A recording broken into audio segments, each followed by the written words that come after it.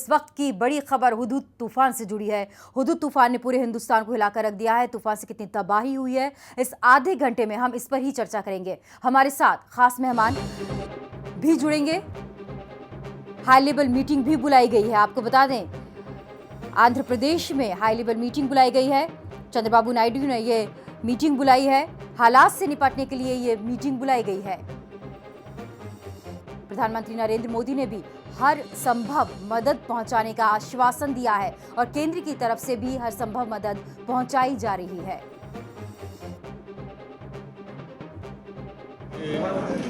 Severe cyclone just now is passing on the land, crossing the land. And the total cyclone has to cross within 3-4 hours time. That is rough estimated time. Already 3 to 4 persons are died. That is initial report. We don't know exact position. Only 2 were confirmed. And at the same time, very severe. That radar which is there in Visakhapatnam, communication we have lost now. Because of that, we are unable to identify directly the speed of the cyclone and also the velocity of cyclone. At the same time, through Navy, they are having one radar. They gave some information to us. It is nearly at one stage 195 or 190 kilometers to 200 kilometers. दो तस्वीरें आपके सामने। उच्च स्तरीय बैठक बुलाई गई है, हुदूद से किस तरह से निपटा जाए और वहीं हुदूद ने किस तरह से तूफान मचाया हुआ है। कई इलाके इससे प्रभावित हुए हैं। हालांकि राज्य सरकारें पहले ही अलर्ट पर थीं, केंद्र सरकार भी लगातार संपर्क में थी। रक्षा मंत्री ने भी बात की थी और हर संभव मदद पहुंचाने का आश्वासन भी दिया था। सेना को पहले से ही तैनात कर दिया गया था। हर तरह की आपदा से निपटने की यहाँ पर कोशिश की गई थी और जो निचले इलाके हैं, जो तटवर्ती इलाके हैं, वहाँ पर भी उन इलाकों को खाली करा लिया गया था। जो लोग वहाँ पर रहते हैं उनके लिए शेल्टर होम बनाए गए थे, शिविरों में उन्हें रखा गया था।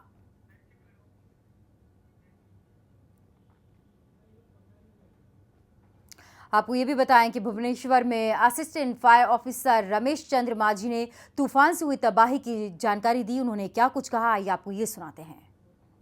मेरे को जाना जाता है तो ये जैसे प्रशासन हम लोगों को जैसे इन्फॉर्मेशन दिया कि ये हुदूद के लिए हम लोग भुवनेश्वर में 8 टीमें हम लोग तैयार रखे हैं। और अभी जैसे यहाँ आप लोग जैसे देख रहे हैं बीजेपी का स्टेट पार्टी ऑफिस के पास ही जैसे पेड़ उसके बगल में गिर गया तो रास्ता इसका ब्लॉक हो गया है।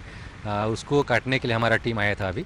और बाकी जो 3 जगह पे है, दूसरा भी यूनिट 3 में हम लोगों का नलिनी देवी बीडी कॉलेज उसके सामने है और बुद्धेश्वरी कॉलोनी में उसमें वहीं पे एक है और सैनिक स्कूल जो है उसमें भी एक है।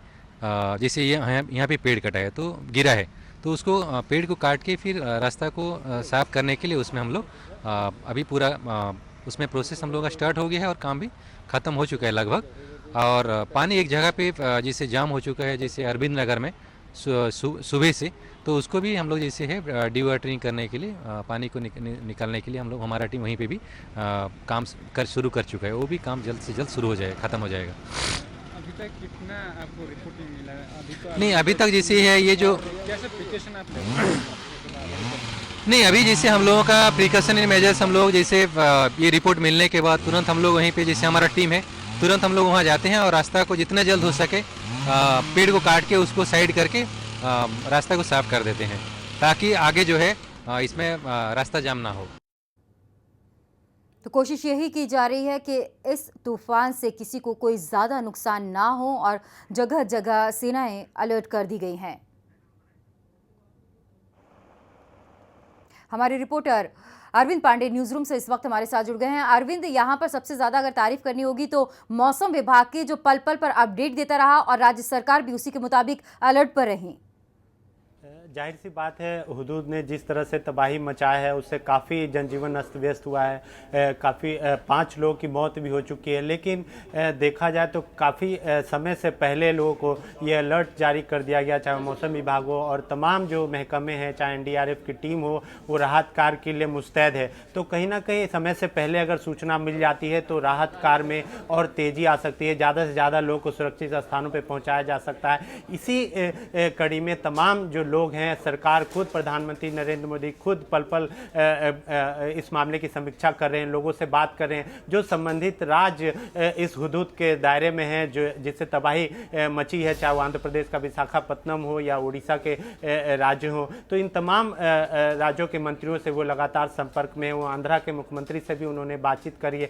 तो कहीं ना कहीं ये चक्रवाती तूफान जो है निश्चित तौर पे तबाही लेकर आया है और काफ़ी कुछ तबाही मचा भी रहा है, लेकिन जनजीवन अस्त व्यस्त होने के बावजूद ज़्यादा से ज़्यादा लोग को बचाने की कवायद पहले ही सरकार की एहतियाती कोशिश है। कदम उठा लिए गए थे अरविंद, और मौसम विभाग ने एक और अलर्ट जो जारी कर रखा है कि हालात अभी भी बिगड़ सकते हैं, भारी बारिश अभी भी हो सकती है।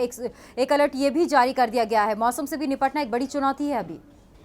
सबसे बड़ा सवाल है कि मौसम विभाग ने जो अगले 3 दिन तक बारिश होने की जो बात कही है, इससे ज़्यादा चुनौती हो सकती है राहत दल को उन्हें सुरक्षित स्थान में पहुंचाने की। और सबसे बड़ा सवाल है कि सोमवार से पहले कोई भी उड़ान नहीं भर सकता, चाहे वो सेना के जवान हो, चाहे राहत कार्य के लिए जो भी हवाई जहाज या हेलीकॉप्टर्स की सुविधाएं मुहैया कराई गई हैं लोगों को राहत शिविर में पहुँचाने के लिए सुरक्षित जगहों पर। तो इस बीच लेकिन चक्रवाती तूफान की जो स्पीड है, जो तीव्रता है, उसमें धीरे धीरे कमी आ रही है। अगले 6 घंटे तक उसमें काफ़ी कमी दिखाई देगी। जब 12 से 1 बजे के बीच जब तूफान आ चुका था और विशाखापत्तनम के तट से टकराया था, उसके बाद जो उसकी स्पीड थी 170 से 180 किलोमीटर की प्रति किलोमीटर की रफ्तार से उसकी स्पीड थी। लेकिन आगे जैसे जैसे मौसम विभाग ने बताया कि अगले 6 घंटे में इसकी तीव्रता कम होगी और उसके अगले 12 घंटे में उसकी स्पीड और कम हो जाएगी। लेकिन जो सबसे बड़ी चुनौती है वो बारिश है।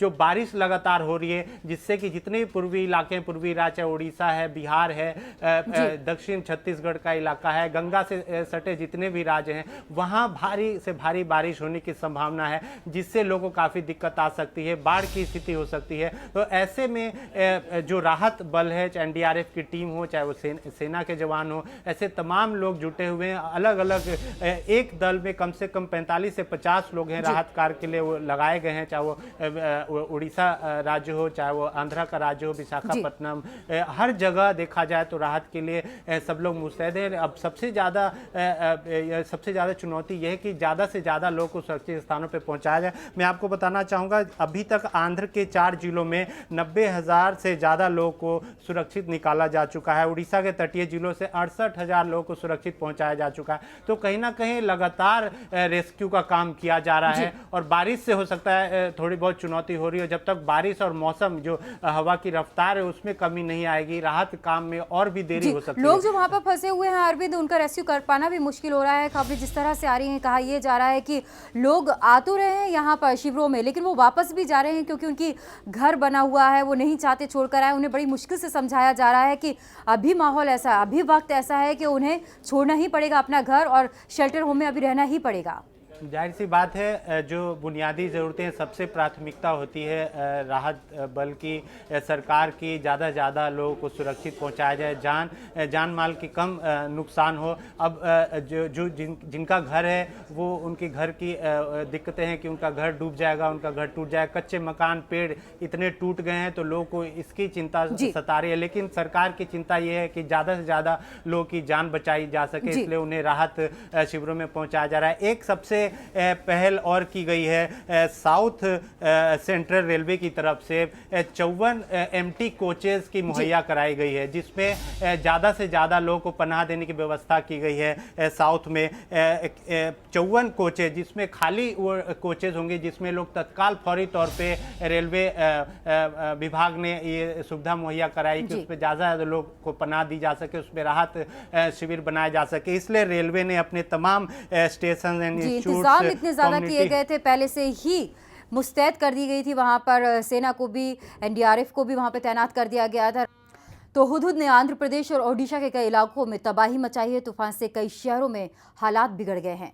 हम आपको कई इलाकों की तस्वीरें दिखाते हैं कि किस तरह से हुदहुद यहाँ पर कहर बरपा कर गया है। विशाखापत्तनम में आप देखिए, कई घरों को नुकसान पहुंचा हुआ है, बिजली के खंभे उखड़ गए हैं। गोपालपुर, यहाँ पर तेज हवाएं चली हैं। पुरी में देखिए आप, पहले ही अलर्ट जारी कर दिया गया था। भुवनेश्वर, गजपति, ओडिशा का इलाका, जहाँ पर तेज रफ्तार से हवाएं चली हैं। 180 किलोमीटर की रफ्तार से, प्रति घंटे की रफ्तार से हवाएं चली हैं। हालांकि अब हुदूद कमजोर पड़ गया है।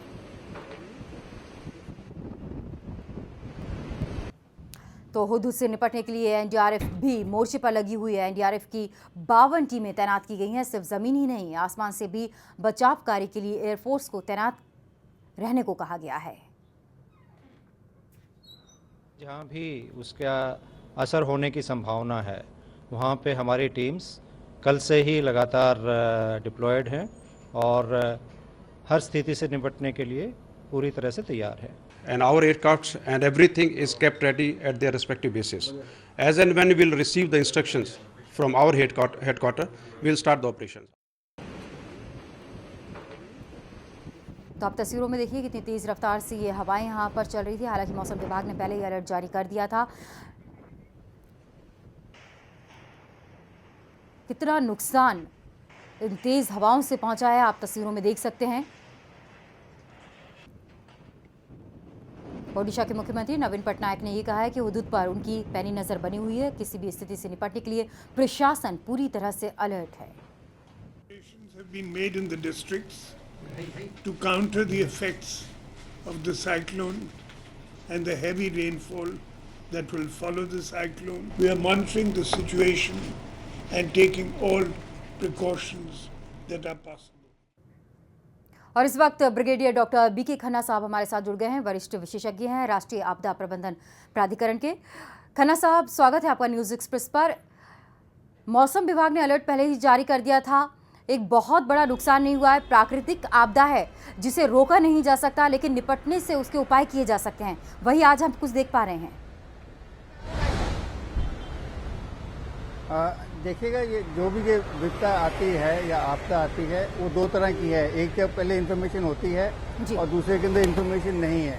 अभी जैसे इस में हालात के अंदर, जैसे साइक्लोन के अंदर इन्फॉर्मेशन हमें जो है 72 आवर्स 96 आवर्स पहले इन्फॉर्मेशन मिल गई है। और इसके अंदर तीन चीज़ें हैं। एक तो अर्ली वार्निंग मिलना, उसके बारे में अच्छी तरीके से एक्यूरेट इन्फॉर्मेशन आना, और सेकंड जो है उसके लिए तैयारी करना ताकि जो है लोग जो है उसके लपेट में ना आए।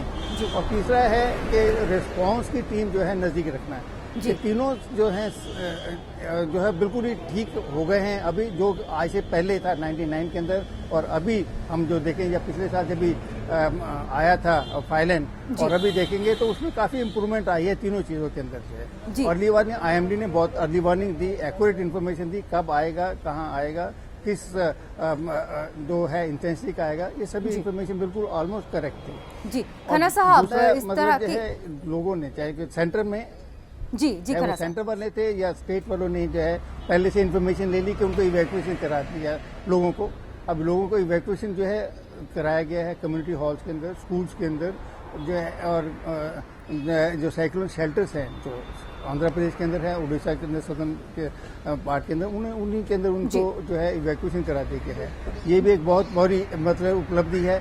और क्योंकि अब अगर देखा जाए जो इन्फॉर्मेशन अभी आ रही है तो बताया गया है कि जैसे कि कैबिनेट सेक्रेटरी ने भी अभी थोड़ी देर पहले बताया था कि सिर्फ 4 की डेथ हुई है पूरे अभी तक के लिए। 2 आंध्र प्रदेश के अंदर है और 2 उड़ीसा के अंदर है। इतना बड़ा जो है सीवियर साइक्लोन होने के बाद मैंने 4 की अगर हो रही है डेथ वगैरह, तो ये आमतौर पर जो है बहुत ही एक अच्छी उपलब्धि है तैयारी के मद्देनजर। खन्ना साहब, एक कोऑर्डिनेशन की भी यहाँ पर सराहना करनी पड़ेगी। जिस तरह सेंट्रल गवर्नमेंट और स्टेट गवर्नमेंट का कोऑर्डिनेशन रहा है हर हालात से निपटने के लिए, केंद्र ने भी मदद की पहले ही आश्वासन जता दिया था। बिल्कुल, जैसे सेंटर और जो स्टेट हैं बिल्कुल ही उन्होंने जो है आपस में तालमेल बहुत अच्छा था उनका अंदर। उन्होंने पहले इन्फॉर्मेशन उनसे ली, क्या उनको इन्फॉर्मेशन चाहिए। पर ये तो जो हो चुका है, मैं एक चीज़ आपको और बताना चाहूँगा कि अभी क्या करना चाहिए। अभी जो चीज़ है, अगर देखा कि जैसे कि अभी साइक्लोन चला गया है, उसको देखे उड़ीसा की तरफ बढ़ गया है और अभी उसकी तादाद कम हो गई है। अभी क्या होगा, रिस्पांस शुरू हो जाएगा एनडीआरएफ की तरफ से, सिविल डिफेंस की तरफ से जो है, और वॉलंटियर की तरफ से। ये सभी के सभी वहाँ पर रिस्पांस करेंगे इमीडिएटली। और साथ ही साथ के अंदर जो है बाकी के स्टेट से, दूसरे जिलों से जो है रिलीफ आनी शुरू हो जाएगी। तो ये जो रिलीफ है, जो जिस डिस्ट्रिक्ट के अंदर ये अफेक्टेड हुआ है, तो उन डिस्ट्रिक्ट कलेक्टर से हम यही रिक्वेस्ट करेंगे कि वो उनको क्या रिक्वायरमेंट है उसकी अब जो है डिफरेंट चैनल्स के थ्रू वो बताएं सभी के लिए कि क्या उनकी रिक्वायरमेंट है। अदरवाइज ये होगा कि सभी जगह से जो है एक चाहे वो जो फूड है, चाहे वो पानी है, या चाहे वो जो यूटेंसिल्स वगैरह हैं, या क्या जो अलग अलग तरीके से जाएंगे, जो रिक्वायरमेंट नहीं होगी। जैसे कि हमने देखा भी था कि जैसे 2004 के अंदर जब सुनामी आया था तो उस एरिया के अंदर लोगों ने वुलन क्लोथ वगैरह बिछाए थे। इसी तरीके से यहाँ पर वुलन क्लोथ वगैरह की कोई जरूरत नहीं है। जी और खन्ना जो साहब, एक बड़ा requirement वगैरह संकट है, तो वो टल मतलब गया जो है, लेकिन मौसम विभाग ने एक और दूसरा भी अलर्ट जो जारी कर रखा है कि अभी भारी बारिश हो सकती है। एक चुनौती बड़ी ये भी है कि उससे किस तरह से निपटा जाएगा और लोगों का उससे नुकसान ना हो, इस पर भी वहां पर राज्य सरकार भी अलर्ट पर है इसी बात को लेकर। तो पूर्वी भारत के तटीय इलाकों में हुदूद तूफान का असर तो कम हो गया है, तूफान तो कमजोर पड़ गया है, लेकिन उसका असर आने वाले दिनों में भी देखा जाएगा। मौसम विभाग ने अलर्ट जारी किया है कि 2-3 दिन तक लगातार मूसलाधार इन इलाकों में बारिश होगी। खास मेहमान हमारे साथ लगातार जुड़े हुए हैं बीके खन्ना साहब। खन्ना साहब, संकट तो टल जाता है लेकिन उसके निशान छूट जाते हैं। हमने देखा है कि जनहानि भले ही नहीं हुई है, लेकिन जो फसलों को नुकसान पहुंचा है, जो मछुआरे हैं वो ये कह रहे हैं कि उन्हें नुकसान हो पा रहा है। लेकिन राज्य सरकार के सामने भी एक बड़ी चुनौती थी इस नुकसान से या इस तूफान से किस तरह से निपटा जाए। देखिए, ये जो है जानी नुकसान नहीं हुआ, ये बहुत बड़ी उपलब्धि है। बाकी जो चाहे इंफ्रास्ट्रक्चर लॉसेस वगैरह हैं या जो कम्युनिकेशन लॉसेस वगैरह हैं, उसको हम नहीं बचा सकते हैं और उसको रेस्टोर करने के लिए अभी ये कार्रवाई शुरू हो जाएगी। उसके अंदर यह है कि जैसे अभी कम्युनिकेशन फेलियर हो गया होगा, लैंडलाइन का खत्म हो गए होंगे, जो पेड़ हैं वो जो है सड़कों के ऊपर गिर गए होंगे, तो यातायात नहीं जा सकती होगी। लोगों के घर जो है खासतौर पर जो है